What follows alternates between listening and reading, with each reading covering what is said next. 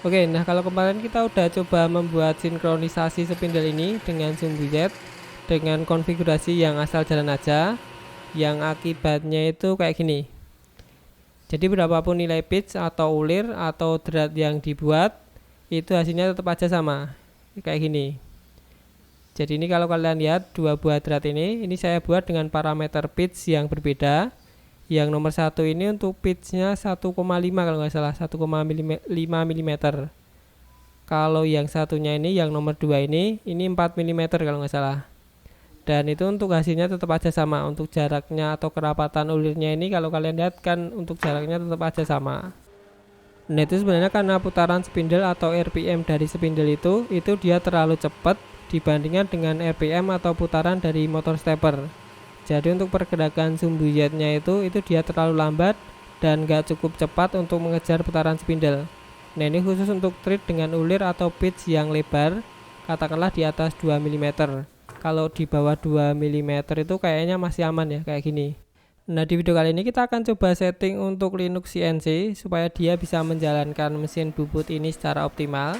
Jadi dia cukup cepat dan cukup bertenaga. Soalnya kalau cepat aja untuk motor steppernya itu nanti dia nggak cukup tenaga untuk memotong atau bahkan untuk menggerakkan sumbu Z-nya itu dia nggak cukup kuat. Oke, pertama-tama kita set untuk drivernya. Ini saya pakai driver TB6560. Cuman ini yang sampel aja, soalnya yang aslinya udah saya pasang. Dan situ kalian set untuk arusnya. Untuk arusnya ini kalian sesuaikan dengan motor steppernya. Karena ini saya menggunakan yang untuk arusnya ini 1,2 ampere. Nah di sini kita set ke 1,2 ampere.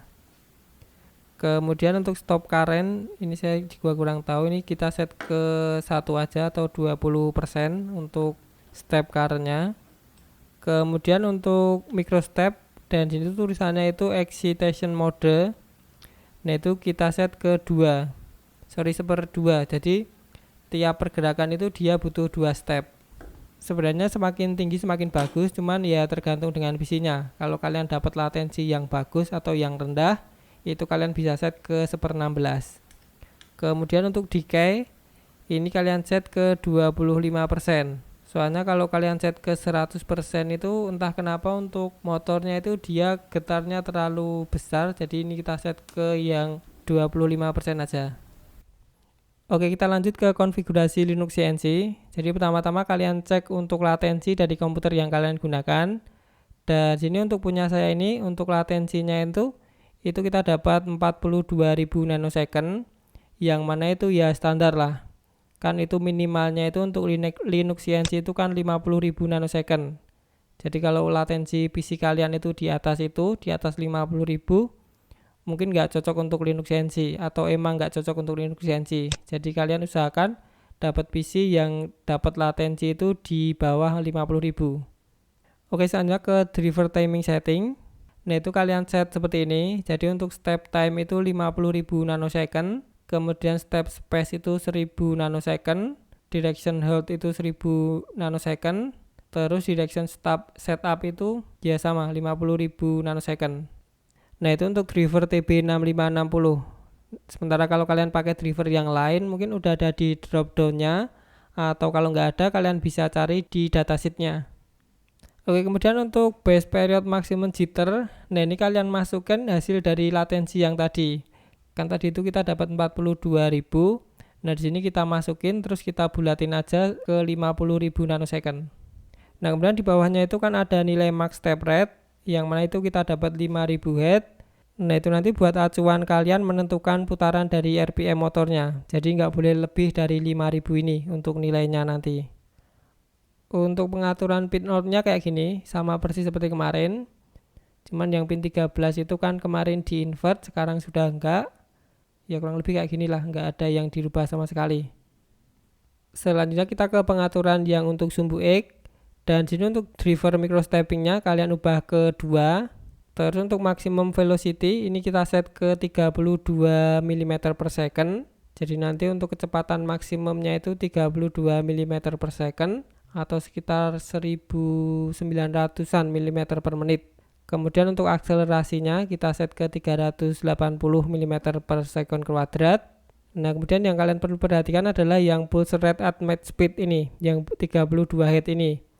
Nah, itu untuk nilai maksimum velocity sama maksimum acceleration yang tadi itu kalian bisa utak-atik, asal untuk nilainya ini nggak boleh lebih dari 5000 Hz. Yang tadi itu kan nilainya maksimum itu 5000 Hz. Nah, itu kalian bisa utak-atik yang untuk kecepatan maksimumnya, cuman nggak boleh lebih dari 5000 Hz.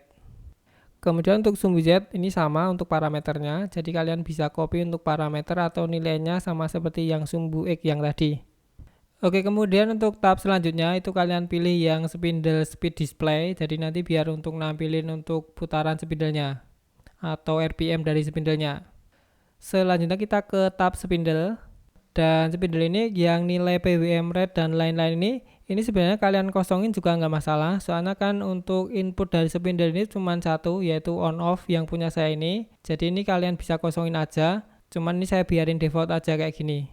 Dan yang perlu kalian perhatikan adalah yang cycle per revolution ini. Nah, ini kalian sesuaikan dengan jumlah indexing atau jumlah strip-strip yang kemarin udah kita buat.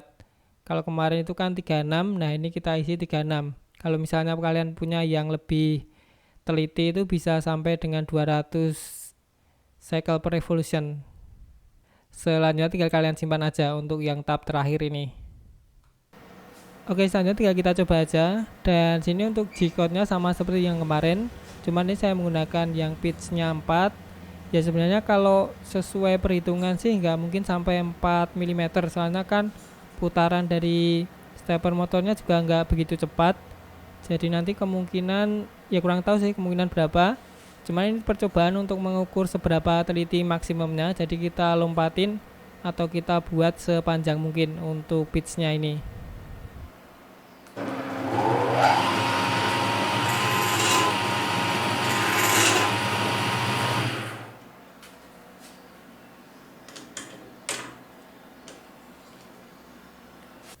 Oke, dan untuk hasilnya kayak gini. Dan ini biar fokus dulu untuk kameranya. Nah, kayak gini, ini udah lumayan lebar untuk jarak pitch-nya atau jarak ulirnya. Beda sama yang kemarin itu kan lumayan rapat untuk pitch-nya. Nah, ini yang kemarin kan lumayan rapat untuk pitch-nya. Dan kalau yang sekarang ini udah lumayan lebar. Padahal ini dan kemarin itu sama-sama untuk setting pitch-nya itu 4 mm. Cuman yang baru ini kelihatannya juga belum sampai sih kalau 4 mm untuk pitch-nya. Kita coba ukur aja untuk jarak aslinya itu, jarak jadinya itu berapa milimeter untuk pitch-nya ini. Dan ini kita dapat 1,69 mm, jadi nggak sampai setengahnya, nggak sampai setengah ukuran aslinya. Jadi ya maksimum mungkin segitu, karena spindle-nya itu juga nggak bisa dilambatin untuk RPM-nya. Tapi mungkin kalau digerakin pakai tangan secara manual gitu ya mungkin bisa lah untuk dapat di atas 2 mm untuk pitch-nya ini.